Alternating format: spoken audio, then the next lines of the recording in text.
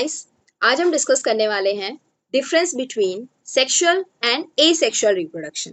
तो difference start करने से पहले हम ये देखते हैं कि एक्चुअली रिप्रोडक्शन होता क्या है। So first of all we all know कि रिप्रोडक्शन एक बायोलॉजिकल प्रोसेस है। ओके, बायोलॉजिकल नेचुरल प्रोसेस है। अब इस प्रोसेस में होता क्या है, इस प्रोसेस के थ्रू जो ऑर्गेनिजम्स हैं, भले वो मल्टी सेलुलर हो या फिर यूनिसेलुलर हो, ये ऑर्गेनिजम्स अपने ऑफस्प्रिंग्स को प्रोड्यूस करते हैं। अब ये ऑफस्प्रिंग्स क्या होते हैं? ऑफस्प्रिंग्स आप नॉर्मल लैंग्वेज में समझ सकते हो, उनके बेबीज, ओके, उनकी आगे आने वाली जनरेशन उसको रिप्रोड्यूस करते हैं। सो अपनी एग्जिस्टेंस इस यूनिवर्स में, इस नेचर में बनाए रखने के लिए नेचुरली ऑर्गेनिजम्स रिप्रोडक्शन करते हैं ताकि उनकी जो कम्युनिटी है वो एग्जिस्ट करती रहे।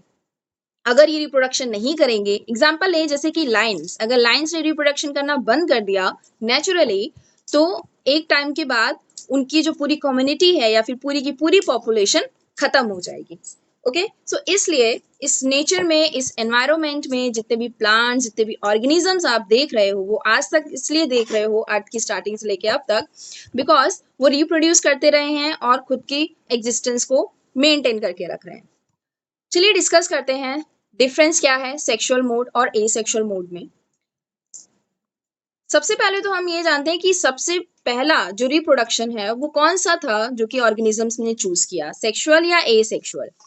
तो देखिए, जो ऑर्गेनिजम्स स्टार्टिंग में थे, या फिर हम बोल सकते हैं प्रिमिटिव ऑर्गेनिजम्स, जैसे बैक्टीरिया, प्रोटोजोन्स, अमीबा, ये सब जो ऑर्गेनिजम्स थे प्रिमिटिव ऑर्गेनिजम्स हैं। मींस अर्थ पे जब लाइफ स्टार्ट हुई तो सबसे पहले ये ऑर्गेनिजम्स एग्जिस्टेंस में आए, तो इन्होंने सबसे पहले जो रिप्रोडक्शन चूज किया था वो एसेक्सुअल रिप्रोडक्शन था, और यही एसेक्सुअल रिप्रोडक्शन आगे जाकर मॉडिफाइड हुआ सेक्सुअल रिप्रोडक्शन में। तो डिफरेंस की बात करें हम, तो हमें मालूम है कि रिप्रोडक्शन के लिए पेरेंट का होना जरूरी है, बट इस सेक्सुअल और एसेक्सुअल में पेरेंट के बेसिस पे हम कैसे डिफरेंशिएशन कर सकते हैं। तो सेक्सुअल रिप्रोडक्शन में मेल और फीमेल मींस दो गैमेट्स, डिफरेंट गैमेट्स, मेल और फीमेल का होना जरूरी है, दो पेरेंट्स की जरूरत पड़ती है। लेकिन एसेक्सुअल रिप्रोडक्शन में सिंगल पेरेंट होता है, यहाँ पर मेल या फीमेल जैसा डिफरेंशिएशन नहीं है, सिंगल पेरेंट एग्जिस्ट करता है, और यही सिंगल पेरेंट आगे जाकर डिफरेंट डिफरेंट मेथड से रिप्रोड्यूस करता है, डिफरेंट डिफरेंट मेथड से अपने ऑफस्प्रिंग्स को रिप्रोड्यूस करता है। सो मेजर डिफरेंस ये है सबसे पहला कि सेक्सुअल रिप्रोडक्शन में मेल और फीमेल मींस दो ऑपोजिट जेंडर ऑर्गेनिजम्स की जरूरत पड़ती है, लेकिन एसेक्सुअल रिप्रोडक्शन में सिंगल पेरेंट सफिशिएंट होता है रिप्रोड्यूस करने के लिए। इसके बाद अगर हम यहाँ पे देखें तो सेक्सुअल रिप्रोडक्शन में आप यहाँ पे देख रहे हो गैमीट फॉर्मेशंस हो रहे हैं, जैसे कि मेल्स और फीमेल। अगर हम फीमेल की बात करें तो फीमेल की बॉडी में एग बनता है, और मेल्स की बात करें तो मेल की बॉडी में स्पर्म गैमीट्स बनते हैं।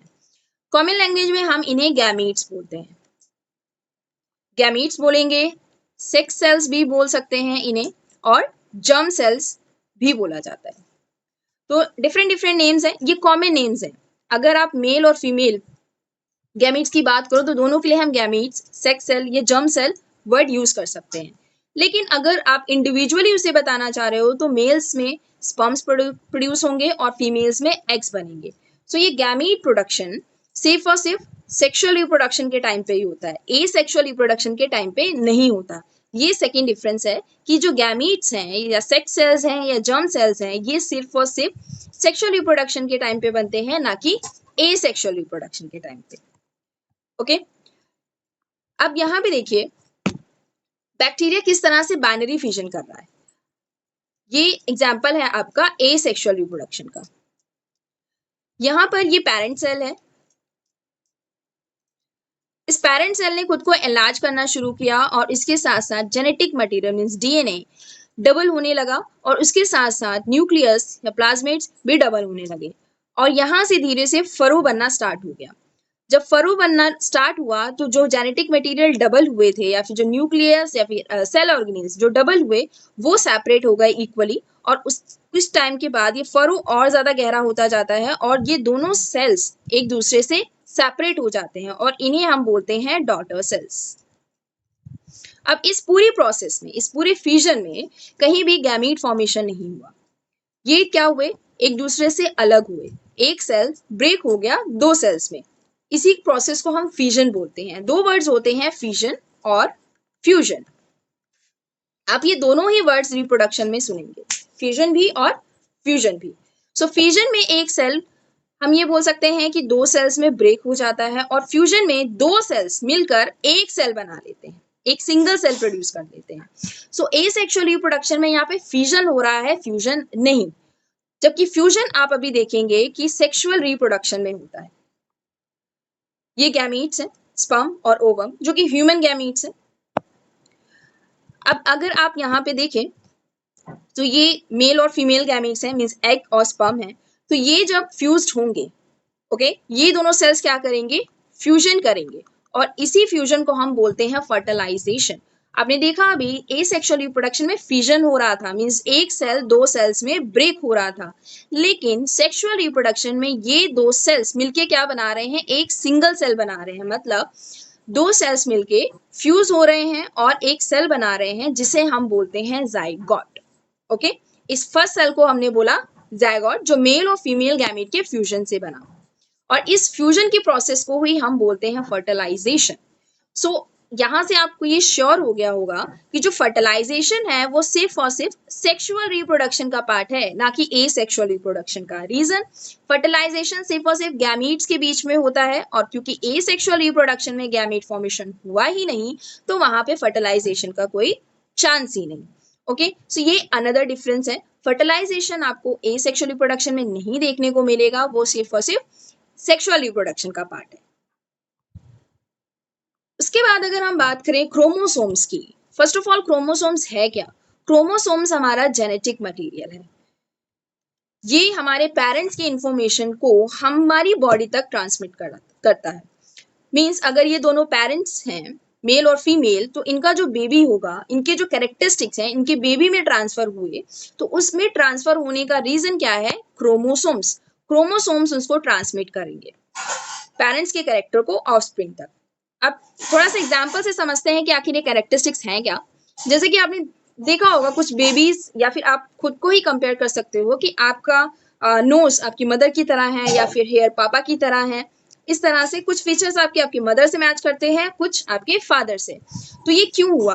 तो ये क्रोमोसोम्स ही हैं जो कि आपके पेरेंट्स के कैरेक्टरिस्टिक्स आपके अंदर लेके आए, और हमारे अंदर हाफ क्रोमोसोम्स फादर से होते हैं और हाफ मदर से। ओके, सो अगर हम एसेक्सुअल रिप्रोडक्शन की बात करें, सो क्रोमोसोम इंपॉर्टेंट है। यहाँ पे आप यहाँ पे देखो, ये पेरेंट सेल है। ओके, पेरेंट सेल में 50 क्रोमोसोम्स हैं, और उसके बाद जो डॉटर सेल्स बनी उसमें भी 50 क्रोमोसोम्स रहे जब ये डिवाइड हुए सेल्स। ओके, सो कहीं पे भी इसमें भी 50 क्रोमोसोम, इसमें भी 50 क्रोमोसोम, कहीं पे भी क्रोमोसोम नंबर चेंज नहीं हुआ है, सेम है। लेकिन अगर हम सेक्सुअल रिप्रोडक्शन में देखें, तो जो हमारा नॉर्मल क्रोमोसोम नंबर होता है ना, मींस हमारा नॉर्मल क्रोमोसोम नंबर 56 क्रोमोसोम है। 56 क्रोमोसोम्स हैं हमारी बॉडी में। लेकिन और हमारी बॉडी के हर एक सेल के पास 46 क्रोमोसोम्स ही हैं, ना कम ना ज्यादा। ओके, लेकिन बॉडी में कुछ स्पेशलाइज सेल्स हैं जिनके पास हाफ क्रोमोसोम्स होते हैं, वो हैं हमारे गैमेट्स। हमारे गैमेट्स से हमारी बॉडी में सिर्फ ऐसे सेल्स होते हैं जिनके पास क्रोमोसोम नंबर हाफ होता है, मींस हैप्लॉइड होता है। अब यहाँ पे आप देख रहे हैं कि नॉर्मल क्रोमोसोम नंबर हमारा 46 है, लेकिन एक्स में 23 क्रोमोसोम है, उसी तरह स्पर्म्स में भी 23 क्रोमोसोम्स है। अब रीजन क्या है, और यहाँ पे क्यों हाफ नहीं हुआ, यहीं पे क्यों हाफ हुआ? एक्चुअली यहाँ पे क्रोमोसोम नंबर डबल हो जाना है, डीएनए डबल हो जाएगा एक्चुअली।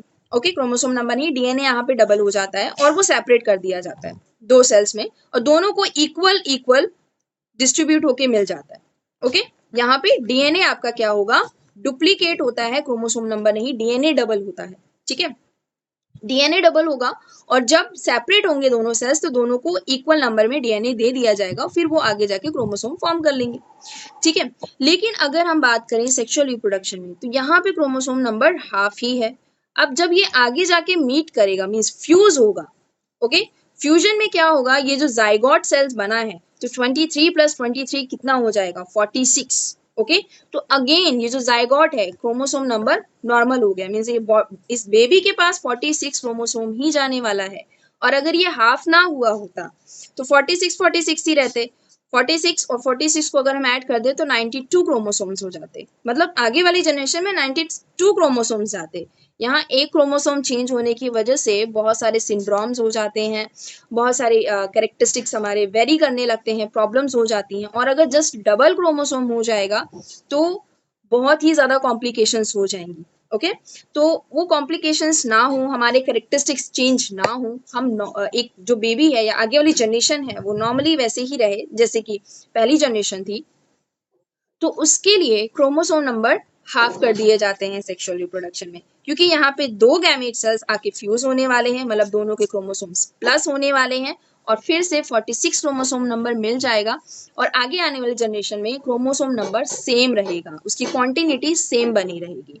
तो ये एक मेजर डिफरेंस है अनदर, कि क्रोमोसोम नंबर सेक्सुअल रिप्रोडक्शन के टाइम पे हाफ हो जाता है, जबकि ए सेक्सुअल रिप्रोडक्शन के टाइम पे क्रोमोसोम नंबर में चेंजेस नहीं आते। अब यहाँ पे हम बात करते हैं कि किस टाइप का डिवीजन होता है जिसकी वजह से क्रोमोसोम नंबर हाफ नहीं होते या फिर सेम रहते हैं। तो ए सेक्सुअल रिप्रोडक्शन में माइटोसिस होती है। ओके, माइटोसिस होती है। अब इसमें देखिए पेरेंट सेल आपका, ये पेरेंट सेल है, डीएनए रेप्लिकेट हुआ, जैसे कि मैंने अभी बताया था कि डीएनए क्या होगा, डबल होगा, क्रोमोसोम नहीं, डीएनए डबल होगा। ठीक है, तो डीएनए रेप्लिकेट होकर डबल हुआ, लेकिन क्रोमोसोम नंबर क्या है, अभी भी 2n ही है। ठीक है, उसके बाद जब ये दोनों सेल सेपरेट हुए तो दोनों का डीएनए क्या कर दिया गया, या सेपरेट कर दिया गया, इक्वली डिवाइड कर दिया गया, और यहाँ पे फिर से 20 same chromosome number means 2n ही सेपरेट कर दिए गए, मीन्स क्रोमोसोम नंबर में कोई भी फर्क नहीं आया। अगर पेरेंट सेल के पास 50 थे तो इन सेल्स के पास भी 50 एंड 50 ही पहुंचेंगे। लेकिन मियोसिस में उल्टा होता है, जिसका रीजन ये है कि हमारे गैमीट सेल्स में मीन्स एग और स्पर्म में क्रोमोसोम नंबर हाफ हो जाते हैं। ठीक है, तो यहाँ पे देखिए पेरेंट सेल है। अब इस पेरेंट सेल में जब मियोसिस शुरू हुई तो इसके पास 2n थे, मियोसिस फर्स्ट में सेम नंबर ही रहा। ठीक है, 2n और 2n क्रोमोसोम नंबर में कोई चेंज नहीं हुआ। लेकिन जैसे ही मियोसिस का सेकंड स्टेप आया, दो स्टेप्स में होती है meiosis, first and second. First में क्रोमोसोम नंबर सेम रहता है, लेकिन दोबारा जब ये सेल डिवाइड करते हैं तो इनमें क्रोमोसोम नंबर हाफ हो जाते हैं। मींस अगर यहाँ पे 46 था तो यहाँ पे 23 होंगे। जितने भी 4 डॉटर सेल्स बने हैं सबके पास 23 क्रोमोसोम ही रहेंगे, मतलब यहाँ पर क्रोमोसोम नंबर क्या हो गया, हाफ हो गया। तो गैमीट सेल्स या फिर सेक्स सेल्स की अगर हम बात करें, उनमें क्रोमोसोम नंबर हाफ होने का रीजन है मियोसिस। ये एक टाइप का सेल डिवीजन है, माइटोसिस और मियोसिस।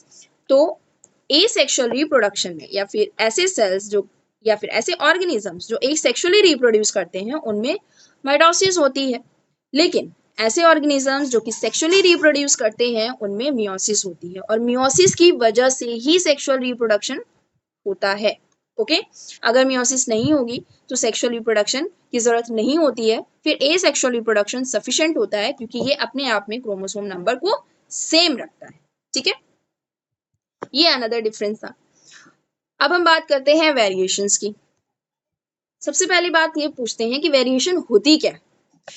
सो वेरिएशन का मतलब होता है चेंजेस होना हर एक चीज में। अगर आप अपने आसपास देखो, अपने सिस्टर्स को, अपने ब्रदर्स को या फिर अपने पेरेंट्स को, सराउंडिंग को, तो सब एक दूसरे से थोड़ा थोड़ा डिफरेंट है। मतलब सबके दो हाथ हैं, दो पैर हैं, दो आंखें हैं, लेकिन उसके बाद भी हम एक जैसे नहीं हैं। यहाँ तक कि ट्विंस जो होते हैं वो भी डिट्टो एक जैसे नहीं होते, उनमें भी डिफरेंसेस होते हैं, उनमें भी वेरिएशंस होती हैं। सो ये वेरिएशंस जो हैं ये आपको सेक्सुअल रिप्रोडक्शन का रिजल्ट एज अ रिजल्ट देखने को मिलती हैं। एसेक्सुअल रिप्रोडक्शन में वेरिएशन के चांसेस बहुत कम होते हैं। ऐसा नहीं है कि नहीं होते, एवोल्यूशन के थ्रू होता है वेरिएशन, बट जो सबसे ज्यादा वेरिएशंस हैं वो सेक्सुअल रिप्रोडक्शन से प्रोड्यूस होती हैं। और यही रीजन है कि कभी दो भाई बहन एक जैसे नहीं होते, कभी दो भाई भाई एक जैसे नहीं होते। ठीक है, हालांकि पेरेंट्स सेम होते हैं लेकिन उसके बाद भी हमारे सिबलिंग्स में वेरिएशंस होती हैं। अब ये ऐसा होता क्यों है, तो यहाँ पे देखिए जो क्रोमोसोम्स है ना, ये क्रॉसिंग ओवर करते हैं। अब क्रॉसिंग ओवर में नॉर्मल लैंग्वेज में आप समझ लीजिए क्रॉसिंग ओवर क्या है। क्रॉसिंग ओवर का मतलब है कि ये जो क्रोमोसोम सेट हैं, आप ये मान लो, ठीक है, तो ये जो क्रोमोसोम सेट्स है ना, ये आपस में डीएनए एक्सचेंज करते हैं।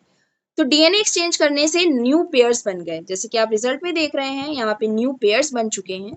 तो ये जो न्यू पेयर्स बनते हैं, न्यू कॉम्बिनेशंस बनते हैं, ये रिजल्ट करते हैं वेरिएशंस का, न्यू वेरिएशंस का। और ये जो कॉम्बिनेशन है ये एसेक्सुअल रिप्रोडक्शन में एब्सेंट होता है, ये क्रॉसिंग ओवर एसेक्सुअल रिप्रोडक्शन में एब्सेंट रहता है, जिसकी वजह से जो पेरेंट होता है और जो डॉटर सेल्स होती हैं वो एक दूसरे का क्लोन होता है।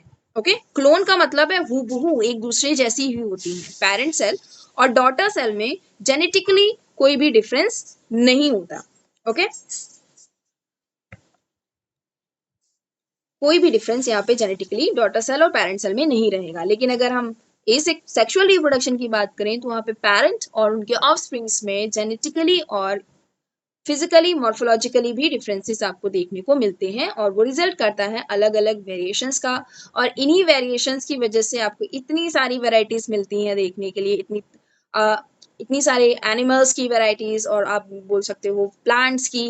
ओके, तो इस यूनिवर्स को ब्यूटीफुल बनाने में वेरिएशन का बहुत इंपॉर्टेंट रोल है।